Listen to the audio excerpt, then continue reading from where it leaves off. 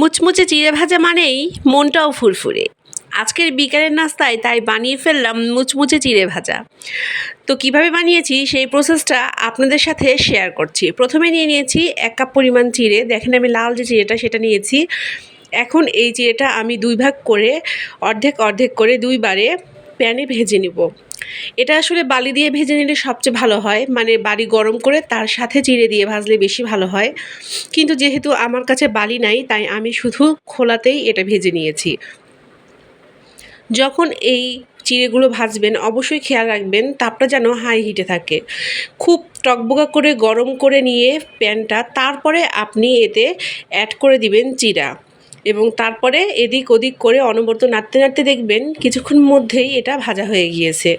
তখন এটা একটা খোলা জায়গায় ঢেলে নেবেন এবং আবার বাকি অর্ধেকটা নিয়ে চিড়েগুলো ভেজে নেবেন এবং এই চিড়েগুলো কিন্তু আগের ওই চিড়াটা যেভাবে ভেজেছিলেন ঠিক সেই একই প্রসেস অনুসরণ করে ভেজে নেবেন। সব চিড়েগুলো ভাজা হয়ে গেলে চিড়েগুলো একটু ঠান্ডা করে নিয়েই এগুলো চাইলে আমরা সংরক্ষণ করতে পারবো। এটা 15 দিন বা 1 মাস পর্যন্ত সংরক্ষণ করা যায়। তো আজকে আমরা সংরক্ষণ করব না। আজকে আমরা যে চিড়েগুলো ভাজছি সেগুলো ভাজা হয়ে গেলে এগুলো আমরা একটু মাখিয়ে তারপরে সবাই মিলে বিকালবেলা নাস্তা করব। তো দেখেন আমার কিন্তু প্রায় চিড়াগুলো ভাজা হয়ে এসেছে। আর একটু জাস্ট কয়েক সেকেন্ড একটু এদিক ওদিক করে ভাজলেই কিন্তু চিড়াগুলো ভাজা হয়ে যাবে। আর চিড়াগুলো কিন্তু ফ্ল্যাট আর নেই, এগুলো কিন্তু বেশ ফুলে উঠেছে এবং বেশ মুচমুচা হয়ে গিয়েছে। টকবকে তেল ফুটিয়ে নিয়েও তেলেও চিড়ে ভাজা যায়, তবে আমার কাছে এভাবে চিড়ে ভাজাটা খেতে বেশি ভালো লাগে। তো দেখেন আমার চিড়েগুলো ভাজা হয়ে গিয়েছে। এখন আমি একটু হালকা এপিট ওপিট করে ঝেড়ে নিব এবং অন্য একটা পাত্র নিয়ে নিচ্ছি। এখানে নিয়ে নিচ্ছি বেশ খানিকটা পেঁয়াজ কুচি ও মরিচ কুচি, সাথে নিয়ে নিচ্ছি লবণ। আপনারা চাইলে লবণের পরিবর্তে বিট নুনও নিতে পারেন। তো এখন খুব ভালোভাবে লবণ দিয়ে পেঁয়াজটা মাখিয়ে নিব এবং মাখাতে মাখাতে দেখব যে এটা একটু কিন্তু নরম হয়ে এসেছে। এরপরে অ্যাড করে দিব ভেজে রাখা চিড়েগুলো এবং ভেজে রাখা চিড়েগুলো অ্যাড করে দিয়ে তারপরে আমরা এর সাথে দিয়ে দেবো বেশ খানিকটা সরিষার তেল। সরিষার তেল বেশ খানিকটা দিতে হবে, তাহলে খেতে বেশি মজা হবে এবং তারপরে খুব ভালোভাবে মাখিয়ে নিব।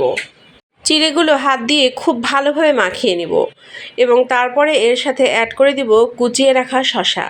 আপনারা চাইলে শসা ও টমেটো দুটোই ব্যবহার করতে পারেন। আমার ঘরে শসা ছিল তাই আমি শুধু শসাই অ্যাড করেছি। তারপরে আবারও খুব সুন্দর করে মাখিয়ে নিলেই কিন্তু আমাদের চিড়ে ভাজাটা একদম তৈরি হয়ে যাবে।